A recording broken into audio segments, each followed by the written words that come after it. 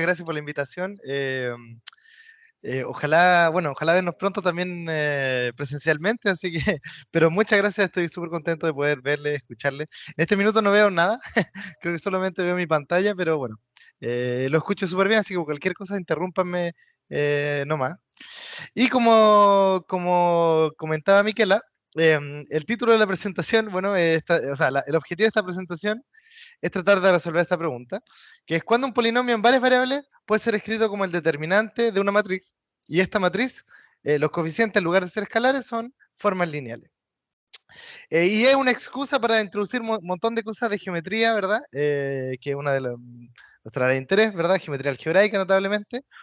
Y también es un lindo problema porque, eh, no sé, uno cuando digamos, escucha a veces de geometría algebraica, uno sabe que son herramientas geométricas que permiten resolver o reformular problemas de álgebra. Quizá uno de los ejemplos más emblemáticos que hay es el último teorema de Fermat, ¿verdad?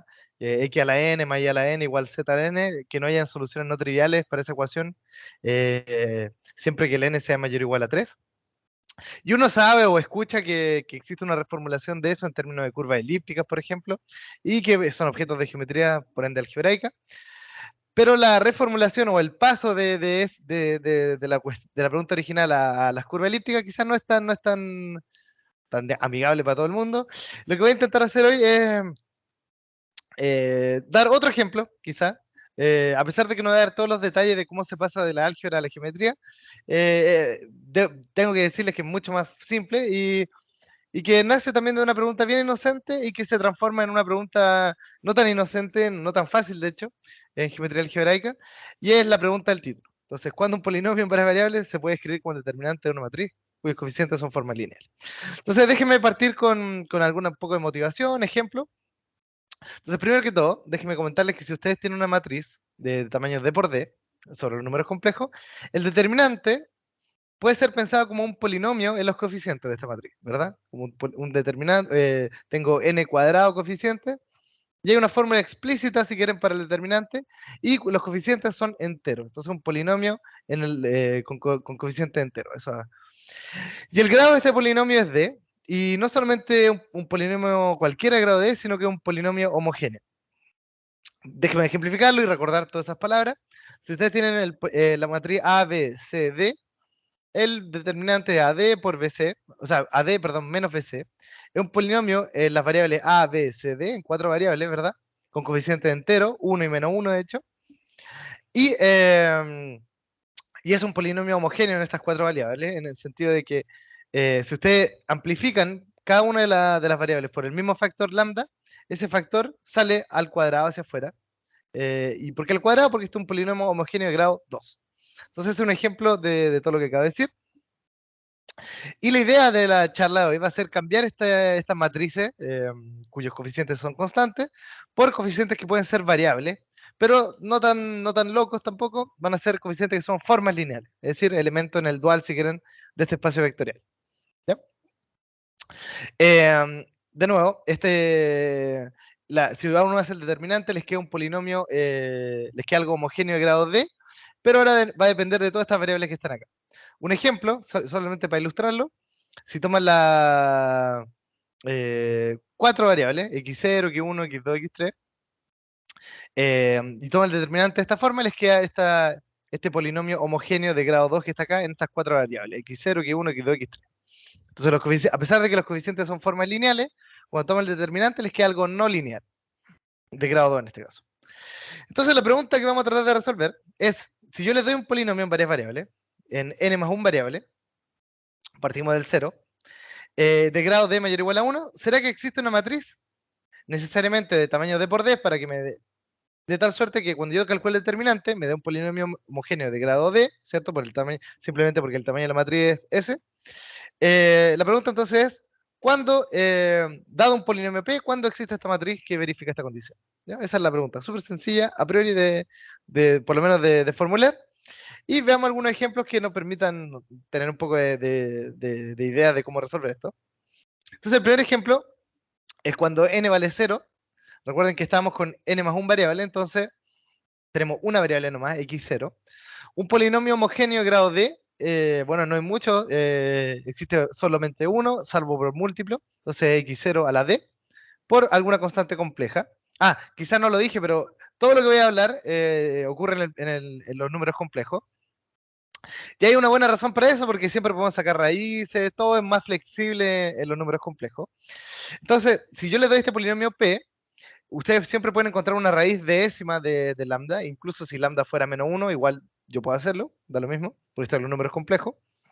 Entonces tengo que siempre puedo resolver esa ecuación y puedo encontrar un omega tal que a la d sea lambda, y en particular, si ese omega lo multiplico por la variable x0, la única variable que tengo, y me considero esta matriz diagonal d por d, entonces el determinante del producto y me queda omega a la d por x0 a la d, y eso me da justamente el polinomio con el que partí. Muy bien, entonces, en resumen, para n igual a 0, esta cosa siempre tiene solución y es bastante explícito. Para n igual a 1, es decir, en dos variables, la cosa empieza a ponerse cada vez más interesante. Y digamos, les voy a contar al final la respuesta, pero la dificultad empieza a crecer a medida que el grado va aumentando. Entonces, si tengo algo de grado 1, eso se llama un polinomio lineal, y obviamente puedo tener una matriz 1 por 1, cuyo único coeficiente es el polinomio P, y el determinante entonces es el P, y por ende todo está bien, todo funciona. Pero a medida que subo el grado, esto es menos evidente de hacer al ojo. Por ejemplo, si toman un polinomio de grado 2 en dos variables, un polinomio homogéneo de grado 2, a x0 cuadrado, b x0 x1 más c x1 cuadrado, no es tan evidente ver que esta cosa es el determinante de alguna matriz. ¿Quién es esa matriz? Así al ojo no es tan fácil de verlo. Pero el punto es que mi pregunta original, esta pregunta que está acá con una estrellita, es invariante, o sea, la respuesta es tan verdadera o tan falsa, si quieren, si es que hacemos cambios de coordenadas, cambios de variables lineales, y por ende, este polinomio que está descrito de esta forma, yo tengo derecho a hacer cambios de variables lineales, cambiar de coordenadas si quieren, a pasar de la variable x a la variable y si es que puedo resolverlo en la variable x, entonces también puedo resolverlo en la variable y viceversa. Entonces, todo eso para decir que podemos diagonalizar esta forma cuadrática. Son cosas que uno aprende en álgebra lineal, ¿verdad? Que cuando uno tiene formas cuadráticas, sobre los números complejos, por ejemplo, las puede diagonalizar. Y en realidad hay cuatro tipos de formas cuadráticas, perdón, hay tres tipos, disculpen, de formas cuadráticas cuando considero polinomio en dos variables. Y están clasificadas de acuerdo al rango que tengo. Entonces, la primera opción es que el rango sea cero, y en ese caso el polinomio es cero y no hay mucho que hacer. Es el determinante de una matriz, no sé, 1 por 1, cuya entrada es cero. Si el rango es 1, uno siempre puede hacer un cambio de variable de tal suerte que el polinomio p que está acá arriba se convierta en el polinomio p', que es x0 cuadrado. Y ese es fácil también de cocinarse una matriz cuyo determinante sea p'. Entonces, ese caso es fácil. Y un caso simpático es el caso de rango 2. En ese caso, uno siempre puede hacer un cambio de variable de tal suerte que me quede x0 cuadrado más x1 cuadrado. Y como estoy en los números complejos, yo puedo factorizar esta suma como suma por diferencia usando el número complejo i. Y por ende tengo esta matriz 2 por 2. Y si calculo el determinante, me queda el polinomio p' que está ahí. Y por ende la respuesta es positiva. Entonces, todo esto para ilustrar que incluso en el caso de d igual a 2, hay un pequeño truco de álgebra lineal para justificar que la respuesta es afirmativa, que esto siempre se puede, ¿ya? Y encontrar la matriz A de manera explícita. Resulta que si el grado es por lo menos 3, y si el número de variables aumenta, toda esta cuestión cada vez es más difícil, y vamos a necesitar más tecnología para poder resolver esta pregunta. Y notablemente vamos a necesitar geometría algebraica. Entonces, bueno, voy a hacer una pequeña introducción a cosas de geometría algebraica, geometría proyectiva sobre todo. Pido perdón a los expertos, bueno, pero la idea es que esto sea accesible para todo el mundo y voy a tratar de introducir todas las nociones relevantes y notablemente de dar ejemplos y bueno, ver cómo la pregunta original se traduce en esos términos. Muy bien. Entonces, bueno, ¿por qué geometría algebraica? Pues, ¿de dónde sale el vínculo con la pregunta anterior? Bueno, nace en cierto sentido porque estamos estudiando polinomio homogéneo, ¿verdad? Como este estilo. Y queremos ver si un polinomio homogéneo es el determinante de una matriz de formas lineales. Y por ende tenemos que estudiar polinomio homogéneo y cierta igualdad entre polinomio homogéneo. Y un contexto natural geométrico para hacer eso es el famoso espacio proyectivo. Entonces, en términos bien concretos, el espacio proyectivo es el espacio de rectas vectoriales de un espacio vectorial. Por ejemplo, las rectas en R3 son el espacio P2 sobre los reales. Ahora estamos en los números complejos, pero no cambia nada. Para efectos de hacer dibujo, y uno lo dibuje como si fuera Rn o R3, no sé. Entonces, por ejemplo, P2 sobre los números complejos va a ser la recta en C3. Rectas vectoriales, eso sí, es decir, rectas que pasan por el origen. Ahora, es importante notar que una recta está determinada por un vector director, B, ¿verdad? Pero si yo rescalo ese vector director, obtengo exactamente la misma recta, pero el rescale tiene que ser, eso sí, por un lambda que sea no nulo. Para que efectivamente me quede algo unidimensional, tengo que tener un vector director que sea no nulo. Entonces, todo eso para decir que la recta no está únicamente determinada por el B, sino que por una clase de equivalencia de B, donde B y lambda veces B en el fondo son tan válidos como vector director para la recta que estoy considerando L, y por ende, esencialmente yo los considero como equivalentes. ¿Ya? Una ventaja también de trabajar con el espacio proyectivo y no con el espacio vectorial en sí mismo, no con el espacio afín, si quieren, es que, a diferencia, no sé, de C3, si quieren, P3 o P2 son espacios que son compactos. No es muy difícil convencerse porque si uno tiene un vector director, uno siempre puede rescalar de tal suerte que ese vector tenga norma 1.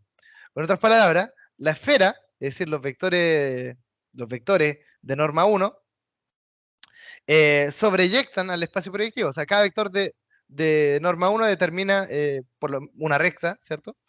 Y cada recta puede ser escrita como la recta generada por un vector de norma 1. Y por ende, tengo una cosa sobreyectiva, y dado que la esfera es compacta, bueno, uno cree o, digamos, intuitivamente siente que el espacio proyectivo es algo compacto en realidad. Entonces eso es bueno porque nos gustan las cosas compactas. Pero como les dije antes, hay cierta ambigüedad, hay que aceptar que los puntos no son puntos, son clases de equivalencia de puntos, porque puedo rescalar y obtener la misma recta. Entonces, para acordarme que son clases de equivalencia, en vez de usar coordenadas de toda la vida, uno usa coordenadas que se llaman homogéneas, es decir, con cuadraditos que están acá, y intuitivamente la idea es que no es solamente no es solamente el vector b que está, sino que también es lambda b, son todos al mismo tiempo. Ya, muy bien.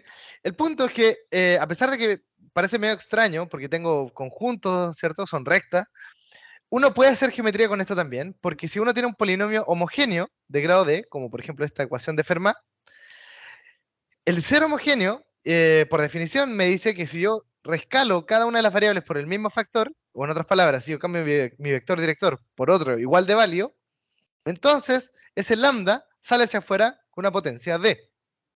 Y por ende, si yo miro esta ecuación P igual 0, la ecuación P igual a 0 está bien definida en el espacio proyectivo, porque si tomo X, bueno, igual a 0 está bien, y si tomo otro representante, eso me va a quedar lambda de afuera y también va a ser la misma ecuación en el fondo. Y por ende, este conjunto está bien definido. Define un subconjunto real o sea, un subconjunto legítimo, si quieren, del espacio proyectivo. Cuando tengo un conjunto que está definido por un polinomio homogéneo, eso es lo que uno llama una hipersuperficie de grado D. D siendo el grado del polinomio. Y moralmente, si ustedes tienen algo n-dimensional, el espacio proyectivo P de la n, y imponen una ecuación igual a 0, bueno, están bajando un grado de libertad y por ende tienen una dimensión menos. Entonces esta va a ser una hipersuperficie de grado D y de dimensión n-1. En general, las variedades algebraicas proyectivas pueden ser varios polinomios homogéneos iguales a 0. Enseguida voy a dar ejemplo. Pero cuando tengo la suerte de que sea exactamente 1, vamos a decir que es una hipersuperficie de grado D. Ahora, tal como en geometría diferencial existe la noción de suavidad, ¿verdad? Que la idea intuitiva en términos, no sé, de dibujo es que tienen un objeto geométrico y que en cada punto tienen un espacio tangente. Entonces tienen un puntito acá y tienen espacio tangente en X. Y el punto es que si ustedes estuvieran en, no sé, en cálculo en varias variables, ustedes saben que si tienen una ecuación P, ese espacio tangente se puede calcular usando el gradiente, ¿verdad? Hay ecuaciones explícitas para calcular ese espacio tangente, siempre y cuando el gradiente sea distinto de cero. Entonces, esa es una condición para que exista el espacio tangente, si quieren, o para que la ecuación que ustedes saben de cálculo 3 sea verdad. Y uno llama a esa condición que la variedad es suave en ese punto. Entonces, en términos bien concretos, una variedad es suave si es que el gradiente es distinto de cero y si es que, por ende, puedo calcular el espacio tangente ahí. ¿Ya?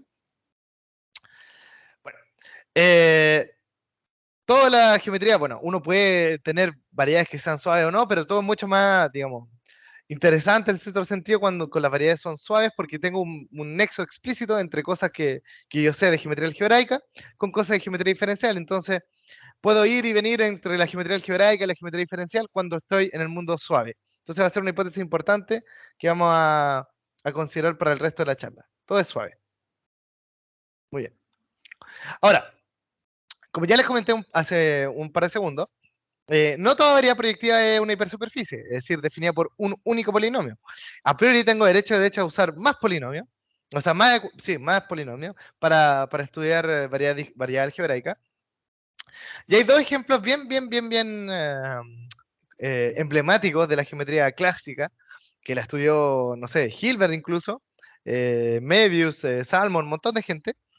Y ese ejemplo bien emblemático es la llamada cúbica torcida. ¿Qué es lo que es esto? Tomo un punto en P1, recuerden, un punto si quieren son rectas en C2, ¿ya? Entonces están descritas por un director en dos variables, y lo mando a un punto en P3, es decir, una recta en C4. ¿Cómo? Bueno, siguiendo esta regla, tomando todos los polinomios homogéneos de grado 3, este es un espacio vectorial de dimensión 4 generado por estos vectores que están acá, y lo puedo usar para definir esta aplicación. No es muy difícil convencerse que es inyectiva. Por ejemplo, si ustedes tienen un vector cuya coordenada y es distinto de 0, como ustedes tienen derecho a reescalar, siempre pueden reescalar de tal suerte que esa coordenada y distinta de 0 sea en realidad 1. Y si es que el i vale 1, bueno, no es muy difícil convencerse que pueden recuperar el x, porque mirando, por ejemplo, la tercera coordenada, les quedaría x por 1 al cuadrado, que es x, y por ende pueden recuperar el puntito x. Esto es completamente simétrico y pueden hacer lo mismo si es que el x es distinto de 0, y por ende pueden convencerse que es inyectiva esta cosa. Y por ende P1 puede ser vista dentro de P3, y la imagen es una curva, y por ende que esta curvita que está acá y se llama la cúbica torcida. Algo sorprendente, algo simpático, es que esta cúbica en realidad está dada por 3 ecuaciones. Eso es algo medio contraintuitivo cuando uno lo piensa un poco, porque tiene algo de dimensión 3, y uno moralmente pensaría que si yo tengo 3 ecuaciones, cada ecuación baja en 1 la dimensión, y debería tener algo de dimensión 0. Resulta que no, pueden pasar cosas raras y puede que esta cosa no baje lo que tiene que bajar, y me quede algo de dimensión 1 en realidad. Solamente un comentario de terminología. Cuando ustedes tienen algo de dimensión n y tienen una cierta cantidad de ecuaciones, y cada ecuación baja en 1 la dimensión, y obtienen un objeto de la dimensión esperada, eso se llama una intersección completa. Entonces, en otras palabras, la cúbica torcida no es una intersección completa. Pero igual es una variable algebraica legítima como cualquier otra. Otro ejemplo muy similar, que va a ser importante el día de hoy, es la llamada superficie de Veronese, que es hacer exactamente lo mismo, pero en vez de estar en P1, ahora estoy en P2, es decir, estoy en recta en C3, es decir, tengo 3 coordenadas, y las meto en P5 usando polinomio homogéneo de grado 2. Ese espacio vectorial es dimensión 6, esta es una base, y puedo usarla para meterla en P5. Y tal como antes, esta cosa inyectiva me da entonces una superficie en algo de dimensión 5, y esa es la llamada superficie de Veronese, un matemático italiano muy importante en geometría algebraica también. Y tal como antes, esta cosa, contra toda intuición, en realidad está definida por 5 ecuaciones. Entonces tampoco es una intersección completa. ¿Ya? Son ejemplos de variedad algebraica, pero van a aparecer de nuevo al final de esta charla, así que recuérdenla. Son ejemplos muy clásicos, pero que van a ser importantes. Muy bien. Entonces volvamos un poco a nuestra pregunta original de cuándo un polinomio homogéneo puede ser escrito como el determinante de una matriz de forma lineal. Resulta que estas preguntas sobre variedades que están definidas por determinante son objetos súper clásicos de geometría, eh, perdón, de los años 1800 incluso. Y el problema es que cuando la dimensión crece, cuando el n es por lo menos 3, hay un gran problema, y es que la variedad que uno obtiene como el determinante de formas lineales es singular, o sea, no es suave, no cumple lo que les conté antes de los espacios tangentes. Uno lo puede demostrar, no, bueno, no es tan fácil, pero uno puede probar que necesariamente cuando la dimensión crece, estos objetos van a ser singulares. Y eso es un problema porque me escapé de mi contexto bueno, de esta interacción entre geometría algebraica y geometría diferencial. Pero hay una solución natural al problema, y es la siguiente. Si es que yo me intereso ahora no por el polinomio en sí, no por el P, sino por la variedad algebraica que define, por los ceros, o sea, por la hipersuperficie que está acá, X, entonces a mí me da exactamente lo mismo que P sea igual a 0 o que una potencia de P sea igual a 0. Eso describe el mismo conjunto, si quieren, geométrico. Entonces, en realidad, yo puedo relajar un poquito mi problema y, en realidad, pedir o preguntarme más bien, si yo me doy un polinomio, P, ¿será que existe una potencia de P que se puede escribir como el determinante de una matriz de forma lineal? Esa va a ser mi verdadera pregunta. Entonces, ¿será que existe un R tal que P a la R sea el determinante de A? ¿Ya? Esa pregunta es mejor porque ahora sí puedo estudiar variedades suaves de cualquier dimensión. O sea, hipersuperficies suaves de cualquier dimensión. Esta pregunta sí tiene sentido. Y resulta que para resolverla hay que lanzarse al mundo de los fibrados vectoriales y de los haces. Son objetos también clásicos de geometría diferencial, geometría algebraica, topología incluso. Y de nuevo, para ser autocontenido, déjenme recordar rápidamente un poco estas nociones. Como le adelanté, esto es súper general, en realidad no tiene nada que ver a priori solamente con la geometría algebraica, esto realmente es algo de topología. Y es lo siguiente, si ustedes tienen un espacio topológico, o de nuevo, si les gusta pueden tomar variedades diferenciables, complejas, algebraicas, lo que más les guste, pero para fijar ideas voy a hablar de espacios topológicos. Entonces, un fibrado vectorial de rango R, y puede ser sobre los números reales, o en nuestro caso sobre los números complejos, vamos a estar más interesados. ¿Qué es lo que es? Bueno, es otro espacio topológico, E, junto con una proyección que es sobreyectiva, entonces esta cosa sobreyecta a X, y de tal suerte que cuando se paran en un puntito del X y toman la preimagen, ¿ya? Aquí está el X, toman la preimagen, esa preimagen, que es un conjunto que notamos E sub punto, E sub X0 en este caso, eso quiero yo quiero que sea un espacio vectorial de dimensión R, donde R es el rango que se le llama. Entonces, en términos concretos, es como una familia de espacios vectoriales que se mueven sobre su variedad X. ¿Ya? Entonces, no sé, si quieren así ser un poco, no sé, ¿cómo decirlo?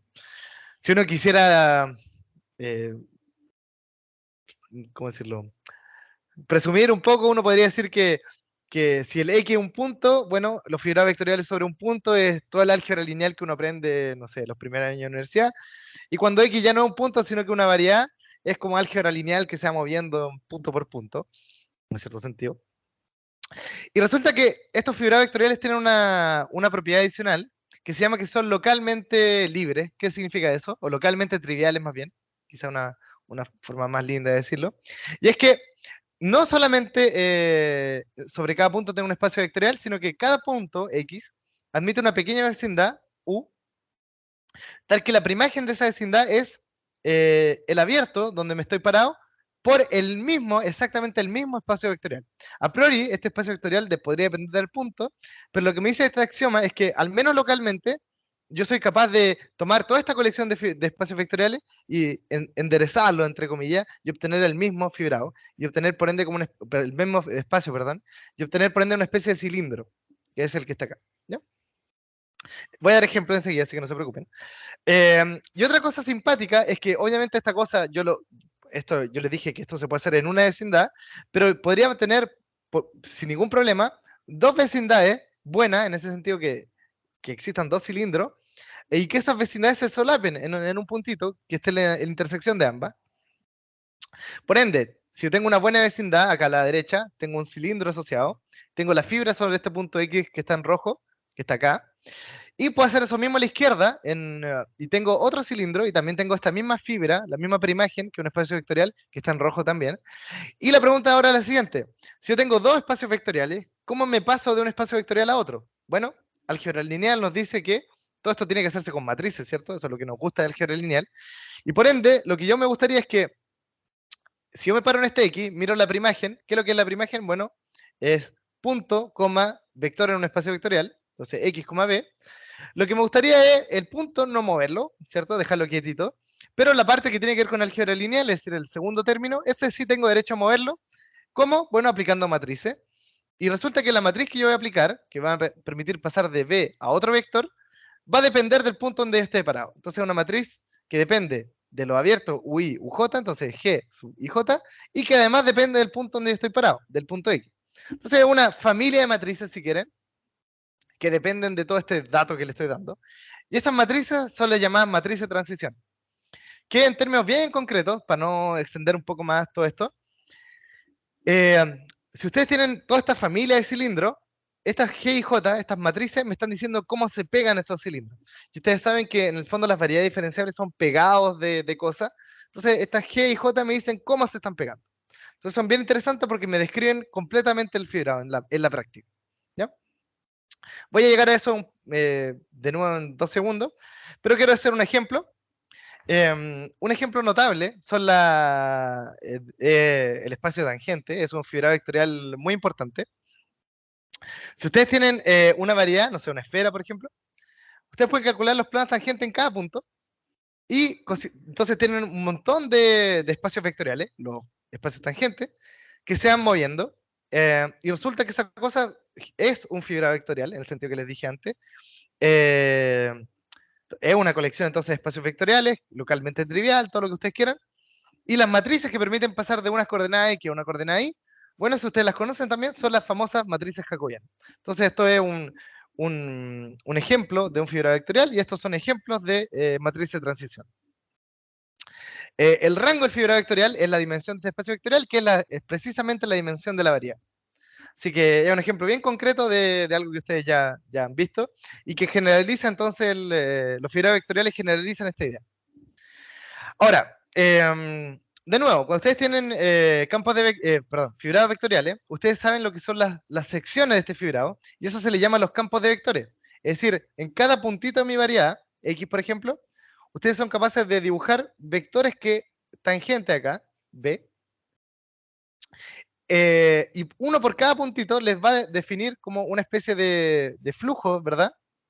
Que uno aprende, no sé, cuando estudia ecuaciones diferenciales, por ejemplo. Pero en términos formales, si quieren, ¿qué es lo que estoy haciendo? A cada punto asignarle un elemento del espacio tangente asociado.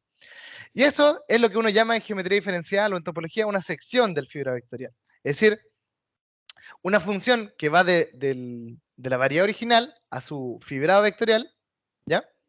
Y que tiene la gracia que sobre cada punto que yo esté parado, ¿ya? X, la imagen esté contenida en la fibra correspondiente, o en términos concretos de acá el tangente, si yo me paro en un X, lo que sea que yo asigne vive en el tangente correspondiente, en el T de X.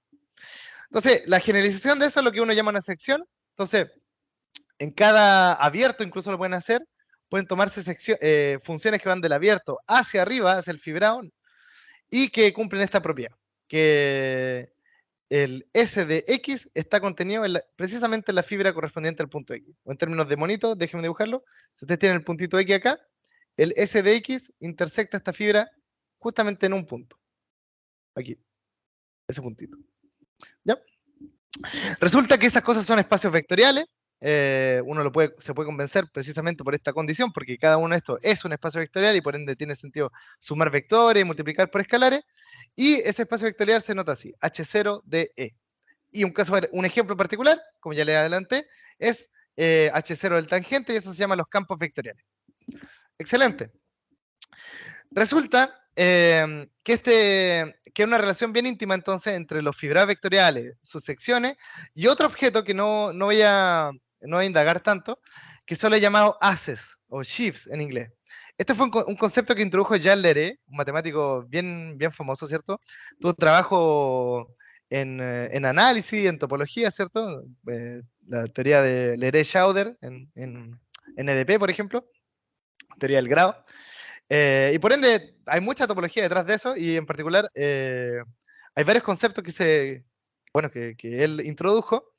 El concepto de A es uno de ellos. La historia es bien interesante, no sé si la han visto alguna vez o la han leído en Wikipedia. Creo que esto, si no me falla la memoria, Jean Leray lo hizo cuando estaba encarcelado durante la Segunda Guerra Mundial. Había una cárcel que se llama la Universidad en Cautiverio, donde habían varios científicos encarcelados durante la Segunda Guerra, entre ellos Jean Leray, y se dedicaron a trabajar mientras estaban en la cárcel, y incluso formaron matemáticos cuando estaban ahí. Y bueno, en ese contexto bien difícil, introdujo este concepto, que es lo siguiente. La idea bien rápida de UNAS es que es una regla que yo le doy abiertos de una variedad o de un espacio topológico y me entrega conjuntos, que pueden tener más estructura, por ejemplo, ser espacios vectoriales. Y en este caso uno tiene un ejemplo bien concreto que toma un abierto y le da el espacio vectorial de las secciones sobre ese abierto. Es un espacio vectorial, como ya les comenté, y esa es una regla que toma un abierto y me da algo, y eso es un as. Ya no voy a entrar en los detalles, pero es un ejemplo notable de as. Y resulta que eso es bien interesante. ¿Por qué? Porque se relaciona con otros trabajos de posteriores, perdón, de Jean-Pierre Serre y de Grothendieck, que dice lo siguiente. Si ustedes se dan un fibrado vectorial sobre una variedad que es proyectiva, es decir, que vive dentro de un espacio proyectivo, ustedes se pueden cocinar este famoso as que les conté antes. Y resulta que ellos prueban que estos bichos son espacios vectoriales de dimensión finita. Eso no es para nada evidente a priori, que estos espacios vectoriales, cuando el U lo tomo como todo el X, esta cosa sea de dimensión finita, pero posteriores sí lo son.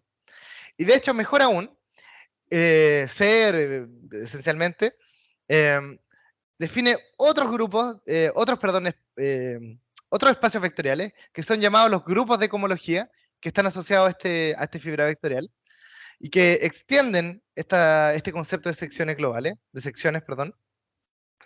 No voy a entrar en los detalles sobre la construcción, solamente quiero decirle dos cosas, así como cohomología en una frase, es lo siguiente, yo les doy una variedad X, les doy estas cosas geométricas, son los fibrados vectoriales, y toda esta maquinita me escupe espacios vectoriales, que van desde 0 hasta la dimensión de la variedad. 0, 1 hasta n, donde n es la dimensión. Son espacios vectoriales que están asociados a estos objetos y que permiten describir tanto el E como la geometría del X. ¿Ya? Son herramientas para distinguir o estudiar o clasificar, si quieren, variedad algebraica. Notablemente, solamente para dar un ejemplo concreto, si ustedes tienen una curva elíptica, que muchas veces se le dibuja como toros, por ejemplo, curvas de género 1, ustedes pueden usar esto, no me quedo muy lindo, perdón. Ustedes pueden usar estos espacios de cohomología, notablemente teoremas que los calculan, como el teorema de Riemann-Roch, para probar que este objeto, que a priori es como medio topológico, en realidad también puede verse como una cúbica en P2, es decir, una ecuación cúbica en P2 es una variedad algebraica. Eso no es tan evidente a priori de que un toro puede ser visto como una cúbica en P2, pero usando todo este tipo de tecnología ustedes lo pueden probar. Entonces, solamente para ilustrar un poco cómo estos espacios vectoriales permiten realmente decir cosas precisas sobre la geometría de objetos abstractos a priori. Bien, entonces ahora sí, con todo este lenguaje, creo que es lo último que voy a necesitar. Ya prometo no introducir más herramientas, creo que eso es más que suficiente.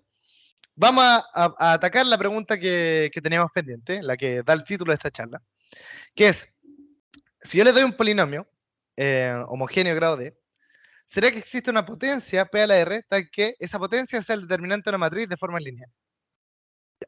Entonces la pregunta es, ¿qué tiene que ver eso con todo lo que le acabo de decir? Resulta que es un teorema bien preciso. Le voy a adelantar un poquito antes si quiera darle el ejemplo.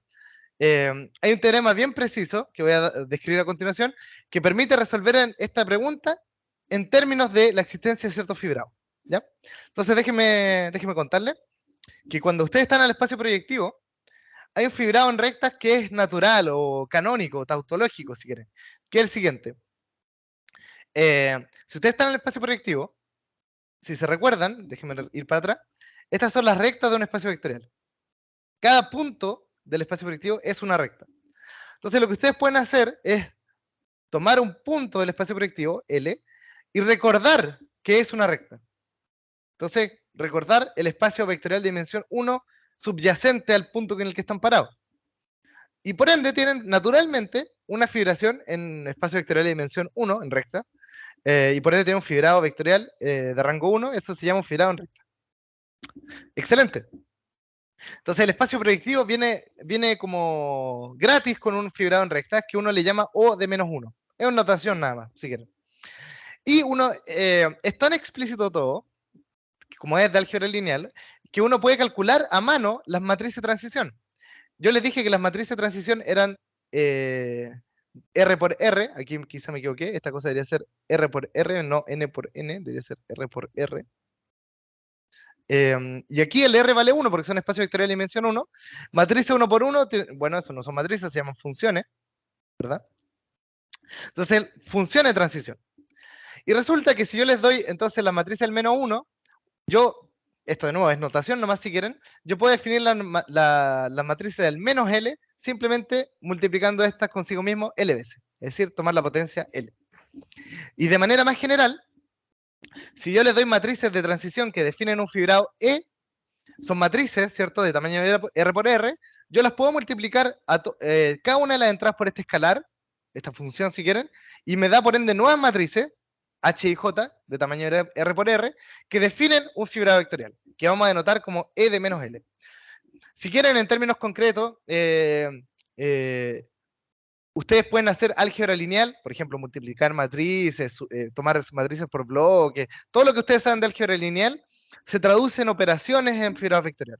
Ya, eso es lo único que quiero decir. En particular, por ejemplo, tener matrices y multiplicar por otras de tamaño 1 por 1, les cocina un nuevo fibrado vectorial que vamos a llamar E de menos L. Y con esta notación puedo enunciar el teorema y que resuelven preguntas clásicas de Ulrich. Esto fue esencialmente observado por Boville y generalizado en gran medida por Eisenbach, Schreier y Weismann el año 2003. Y es lo siguiente. Si yo les doy una hipersuperficie suave, ¿ya? De grado D y dimensión n, lo que estábamos mirando antes, y me les pregunto, ¿será que existe una potencia de este polinomio tal que esa potencia sea el determinante de una matriz de formas lineales? Resulta, y esto es alucinante, es espectacular, que la respuesta a esto es sí, sí, solo sí, existe un fibrado vectorial de rango R, donde R es literal este numerito que está acá, tal que cuando yo hago esa construcción que les conté hace unos segundos, los espacios esos de cohomología, lo que les conté, que miden en cierto sentido la complejidad o qué tan complicado esta cosa que está acá adentro, son todos cero. Es decir, desde un punto de vista cohomológico de este espacio raro, es trivial, no está pasando nada. Y esa entonces es una reformulación de una pregunta puramente algebraica en algo puramente geométrico, o de geometría algebraica, siquiera. Entonces un montón de espacios vectoriales son cero. Esta condición tiene también una gran gracia, que se extiende naturalmente a cualquier otra variedad, no tiene por qué ser una hipersuperficie. Entonces, esa es una definición y es la siguiente. Si uno tiene una variedad proyectiva arbitraria, ya no tiene por qué ser una hipersuperficie, yo digo que este fibrado vectorial es un fibrado de Ulrich si se verifica esta condición 2 que es puramente geométrica.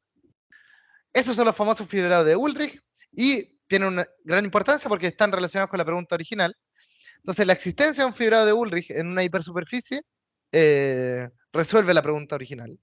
Y lo resuelve de forma óptima en el sentido de que el R está relacionado con el rango del fibrado. Y por ende, la pregunta que uno se puede hacer también es, ¿cuál es el mejor R posible, el R más pequeño? Y eso es lo que uno llama a veces la complejidad de Ulrich. ¿Ya? El R más pequeño tal que existe un fibrado de Ulrich de rango R. Y la conjetura, esta es una cosa de los años 80, es que toda variedad proyectiva, toda, posee por lo menos un fibrado de Ulrich. Bueno, y esta pregunta está abierta hasta el día de hoy, pero hay un montón de resultados parciales, hartas familias donde la respuesta es positiva, donde la conjetura se ha verificado, si quieren. Gracias a esta formulación geométrica que tenemos acá en esta diapositiva. Entonces, déjenme hacer un pequeño compendio de resultados. En el espacio proyectivo, P a la n, que es nuestra variable algebraica más inocente posible, resulta que uno puede probar que el fibrado trivial, que es tomar P a la n y multiplicar por el espacio vectorial de dimensión 1 más inocente posible, C. Entonces, literal, ¿se acuerdan que yo le decía que en los fibrados vectoriales localmente tenía cilindrito? En cada punto hay un abierto donde esta cosa es un cilindro. Bueno, aquí globalmente tengo un cilindro, si quieren. es globalmente trivial, no localmente trivial.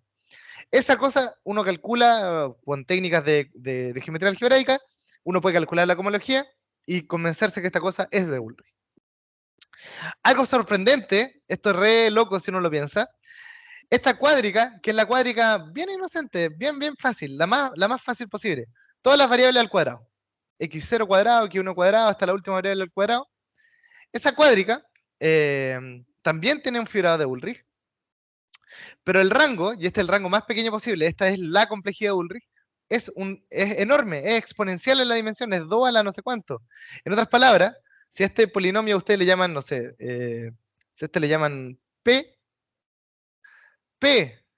a este número, a este numerote, P al n menos 1 medio parte entera, este es el determinante de una matriz de formas lineales, que obviamente no es para nada explícita, pero que existe. Entonces, para que vean que a pesar de que tengo una ecuación muy sencilla, en realidad la complejidad puede explotar un montón. Un teoremazo de Ulrich mismo y sus colaboradores es que toda hipersuperficie, toda, posee un fibrado de Ulrich. Quizá de rango muy grande, como ya vimos en el ejemplo anterior, pero siempre existen. De hecho, ellos demuestran que toda intersección completa admite un fibrado de Ulrich. Obviamente Ulrich no le llamó Ulrich a sus fibrados, pero digamos, demostraron eso esencialmente, con otras palabras. Otra cosa bien interesante es que toda curva, es decir, variable algebraica de dimensión 1, posee un fibrado de Ulrich de rango 1. En el caso particular en que esta curva sea una hipersuperficie, es decir, sea una ecuación dentro de P2, ¿ya? Entonces una curva plana, entonces están en el plano, no sé, va a ser un dibujito, y tienen acá algún monito, no sé, algo así. Es una curva en el plano. Toda curva plana admite un fibrado de Ulrich de rango 1, y como yo les dije, esa cosa se relaciona a poder escribir el polinomio a la potencia 1, en este caso, como el determinante de una matriz de formas lineales. Entonces, toda curva plana es el determinante de una matriz de formas lineales, y es un teorema muy antiguo de Dickson del año 1902, que obviamente no lo demostró así, pero que se puede redescubrir usando todo este lenguaje.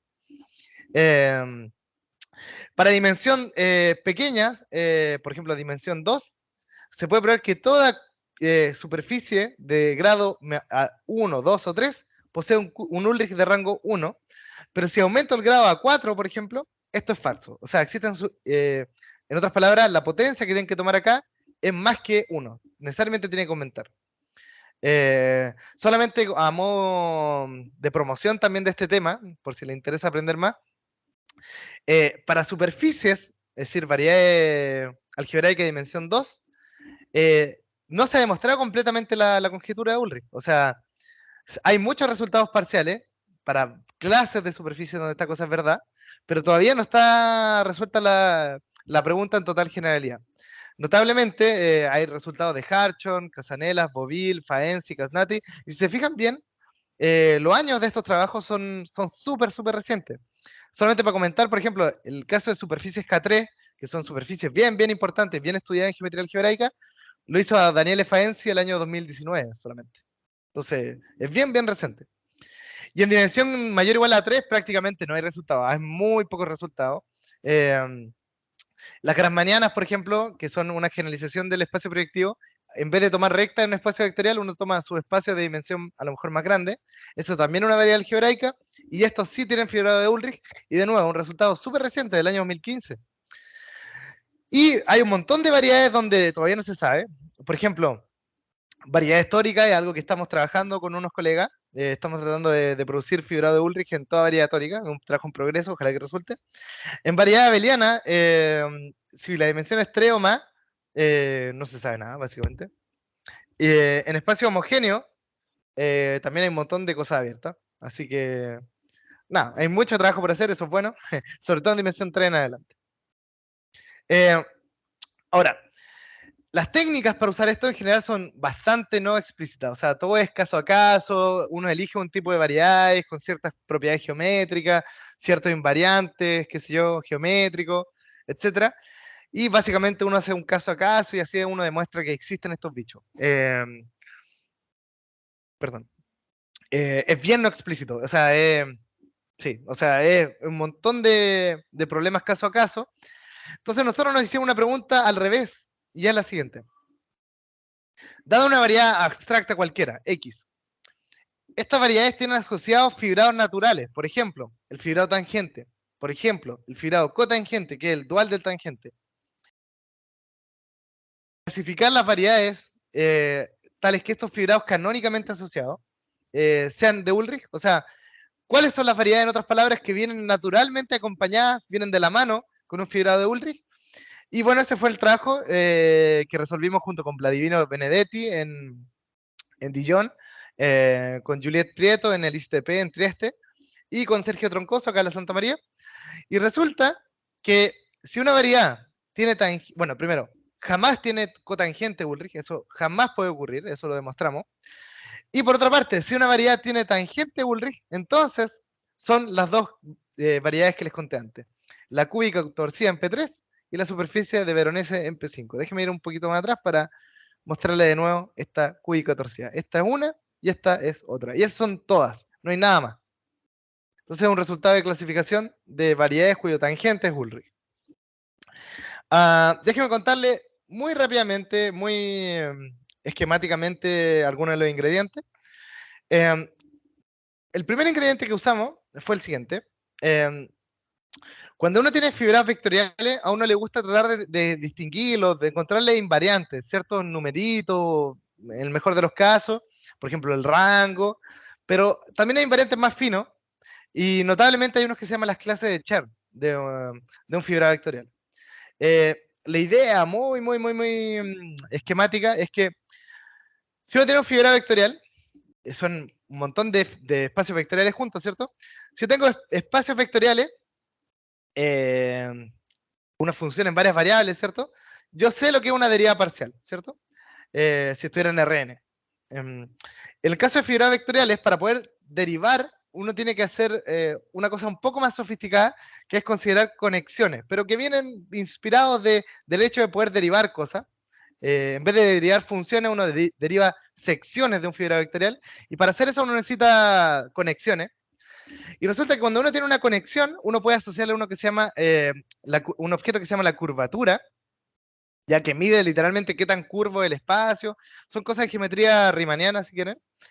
Y cuando uno tiene este tensor de curvatura, uno puede empezar a calcularle ciertos polinomios invariantes, notablemente, por ejemplo, la traza, y eso le da, por ejemplo, a uno la primera clase de Chern.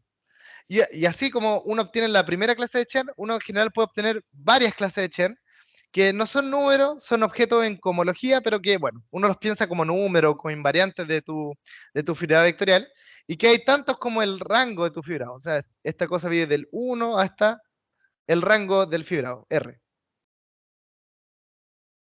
Son un montón de bichos que vienen como de la mano de tu fibrado vectorial. Y resulta que para el caso de fibrados de Ulrich, nosotros podemos dar una descripción más o menos explícita de ciertas restricciones que deben verificar estos objetos. ¿Ya? Eso así como resumen. Eso restringe un montón, eh, en particular, si el tangente Ulrich, restringe también un montón la geometría de las variedades que pueden aparecer. ¿Ya? Eso como bien esquemático. Notablemente, usando esto que está acá, de las clases de Chan, nosotros somos capaces de probar que si el tangente o el cotangente es Ulrich, entonces la variedad es lo que se llama racionalmente conexa. Que lo que eso es una versión geometría algebraica de ser arco conexa. Es decir, arco conexa sería como dos par de puntos se pueden unir como por una curva, ¿verdad? Real. Aquí en vez de curva real vamos a usar P1. Es decir, dos par de puntos se pueden unir por P1. Esa es la versión entonces algebraica de ser arco conexo, y uno le llama racionalmente conexo. Y resulta que esas variedades son súper estudiadas, son bien importantes en geometría algebraica, y uno puede probar que estas variedades no tienen una forma holomorfa. Y bueno, y en términos concretos, para hacer corta la historia, eso se va a traducir en que este fibrado cotangente jamás puede ser único. Por otra parte, nosotros somos capaces de probar que si uno tiene una variedad con fibrado de tangente Ulrich, entonces esa variedad tiene que ser homogénea. Es decir, existe un grupo algebraico, un grupo de Lie, si quieren, que actúa transitivamente en mi variedad. ¿ya? Y ahí uno puede invocar un teorema antiquísimo, pero súper lindo, de Borel y Remer, que dice que una variedad que verifica eso tiene que ser el producto de una variedad abeliana, es decir, un toro complejo, ¿sí? Un espacio vectorial, una variedad abeliana, esto es un toro de la forma C a la cierta dimensión concentrada por un reticulado, ¿ya? Es una generalización de este dibujito del toro dos dimensional, pero esto a más dimensiones. Y la palabra variedad abeliana hace alusión que esta cosa se puede meter dentro del espacio proyectivo. Bueno, ese es uno de los factores de la X, y el otro factor tiene que ser un espacio homogéneo, es decir, un grupo de Lie cocientado por un subgrupo especial que se llama un subgrupo parabólico. Da lo mismo, son palabras, la gente de grupos y álgebra de Lie conoce bien estas cosas. Y resulta que esta condición de ser racionalmente conexo, de hecho, me permite eliminar este factor variedad abeliana. Me permite decir, esta cosa no puede aparecer, y eso es básicamente porque estos bichos tienen muchas formas diferenciales, y nosotros demostramos que en realidad la variedad tiene que ser racionalmente conexa, y por ende no puede tener formas holomorfas. No puede tener formas diferenciales, y por ende esta cosa tiene que desaparecer. ¿Ya?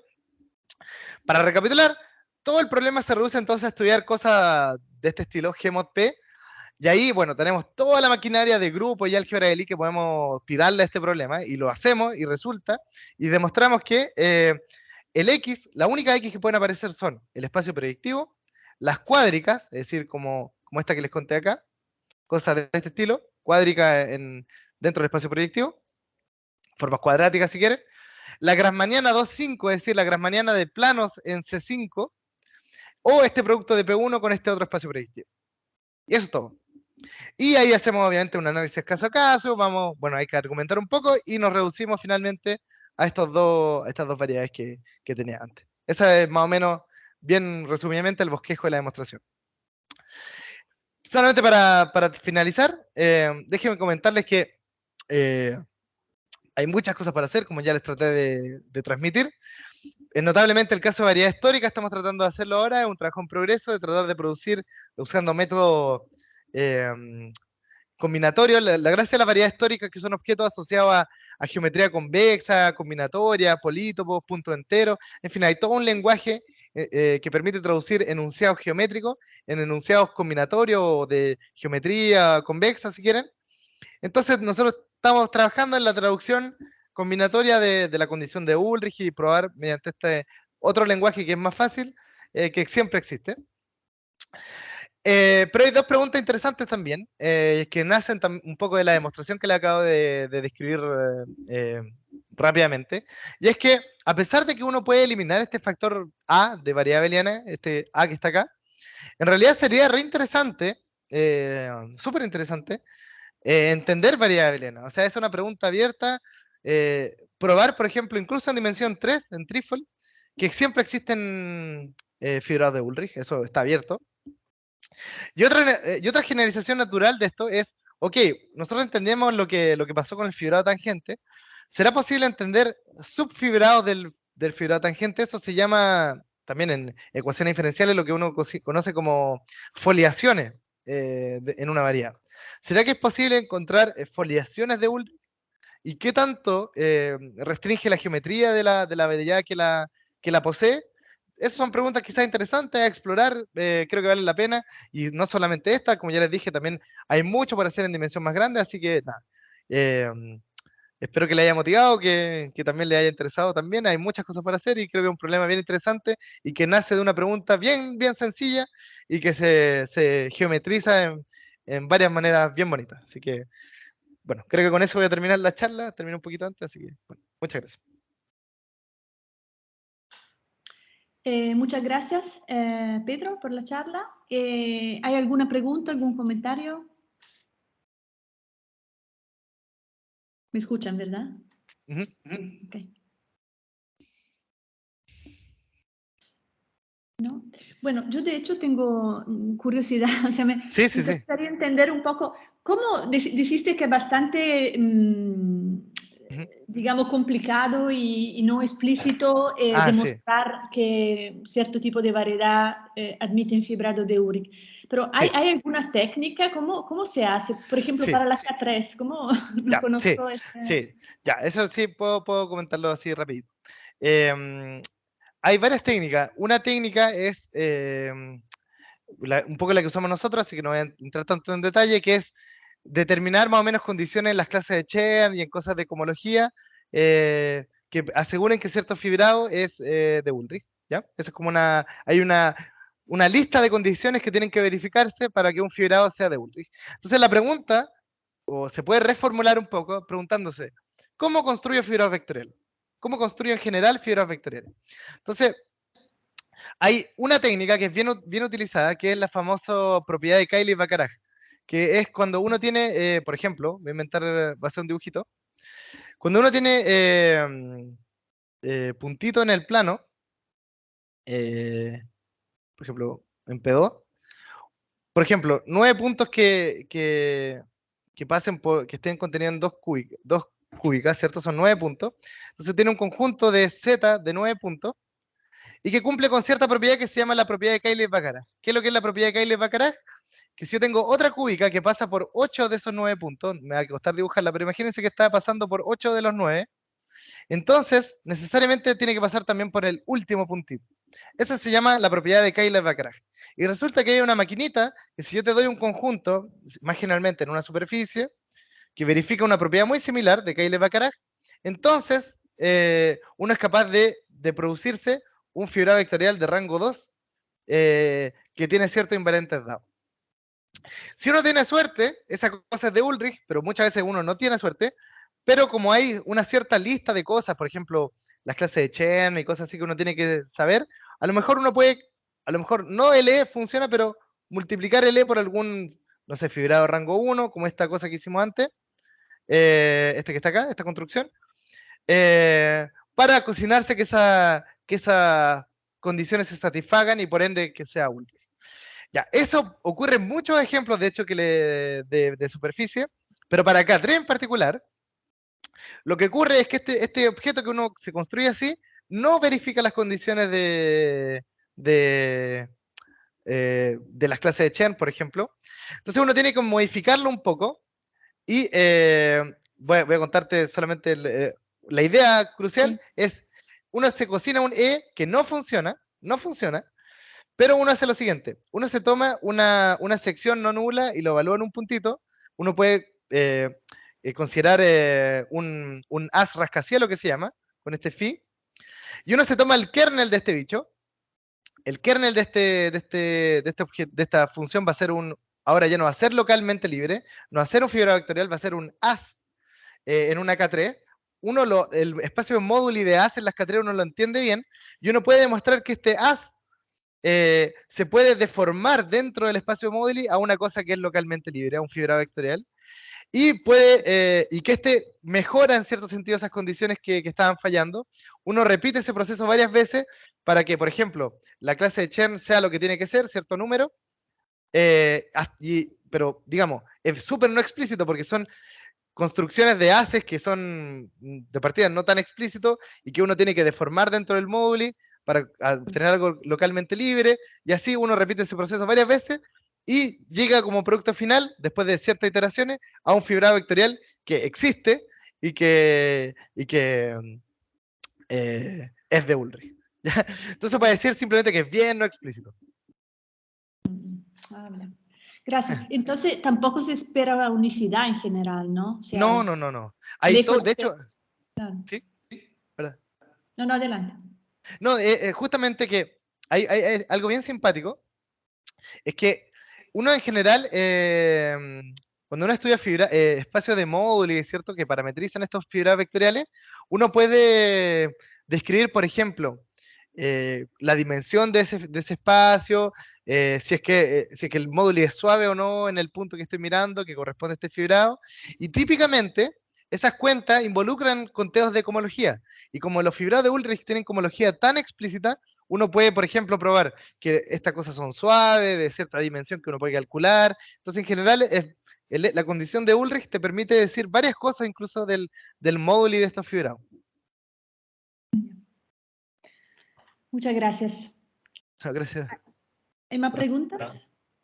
¿Me escuchan o no? Sí, ahora sí. Que estaba tapando mi micrófono, por eso no funcionaba. Muy linda la charla y me gustó además que esté escrito ahí a mano y con colores. Que iba a preguntar si una cosita nomás.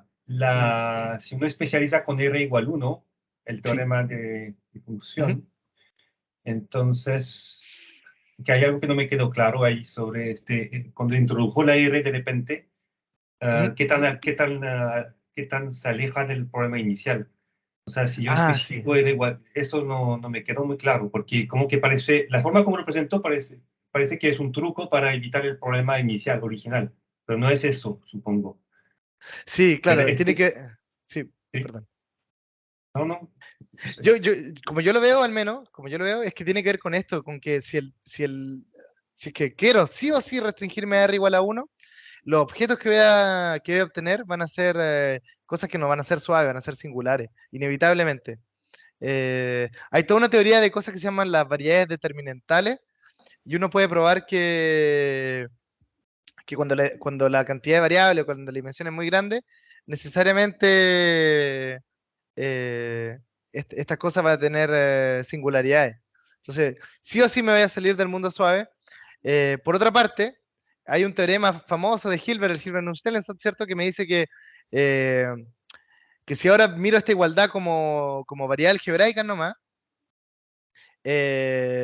entonces, bueno, moralmente lo que dije acá es que la variedad P igual 0 o la variedad P a la R igual a 0 en realidad son el mismo objeto. Entonces da un poco lo mismo, si uno se interesa solamente en la geometría, da un poco lo mismo ponerle una potencia R o no. Y eso afortunadamente resuelve el problema de que sea suave. Esa es O sea que el problema original todavía hay gente que lo trabaja.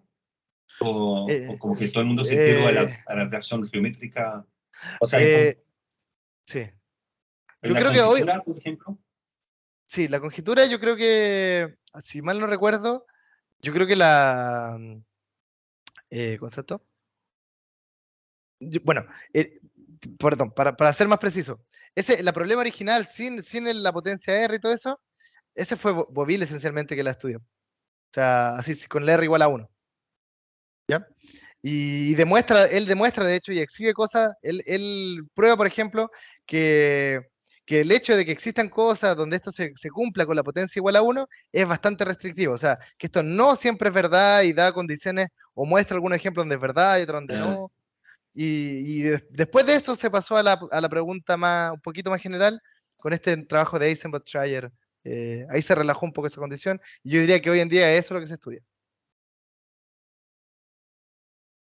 Muchas gracias, muy linda la charla. No, gracias a ustedes por invitarme. Bien, entonces gracias de nuevo y bueno, un aplauso. Gracias a ustedes. Y eso, gracias. Gracias. Esperamos puedas venir de persona. Sí, muchas gracias. Ustedes también. Sí, Están aquí más que invitados en Valparaíso. Muchas gracias. Chao. Muchas gracias. Chao, chao. Chao.